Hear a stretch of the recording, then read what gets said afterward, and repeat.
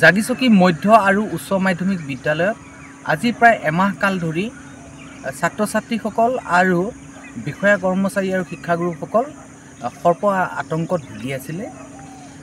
তেখেতসকলে স্থানীয়ভাৱে সেই সাপকেইটাক তাৰ পৰা আঁতৰাই দিয়াৰ ব্যৱস্থা গ্ৰহণ কৰি আছিল যদিও সাপকেইটা আঁতৰাব পৰা নাছিল।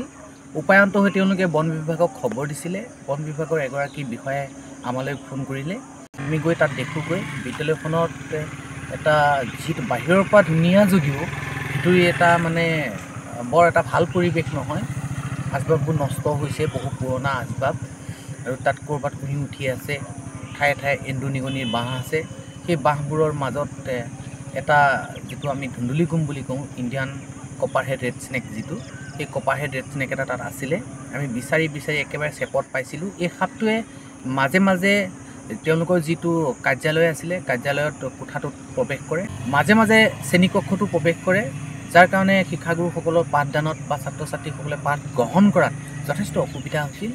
আমি যথেষ্ট কষ্ট কৰি সাপটো তাৰ পৰা উদ্ধাৰ কৰি আনি, উদ্ধাৰ ঠিক নহয়, সুৰক্ষিতভাৱে সি আছিল যদিও, কিন্তু বিদ্যালয়খনৰ পাঠদানত ব্যাঘাত জন্মাৰ বাবে আমি সেই সাপটো তাৰ পৰা আনি পুনৰ মুকলি ঠাইত এৰি দিছোঁ। শীতৰ আগমন হৈছে যদিও এতিয়াও সাপবোৰ ওলাই আছে। তাৰোপৰি বহু মানুহেই সাপক ভয় কৰে। বিদ্যালয়খনৰ প্ৰধান শিক্ষয়িত্ৰীগৰাকীও সাপক লৈ যথেষ্ট আতংকিত হৈ পৰিছে। আমি সাপক লৈ ভয় কৰিব নালাগে, সাপৰ বিষয়ে জানিব লাগে আৰু সাপৰ সৈতে সহাৱস্থান কৰিবলৈ শিকিব লাগে। আহক আমি সকলোৱে নিজেও কুশলে থাকোঁ আৰু বনৰ এই সৰ্পই হওক বা অন্যান্য জীৱকুলক জীয়াই ৰখাৰ ক্ষেত্ৰত অগ্ৰণী ভূমিকা গ্ৰহণ কৰোঁ।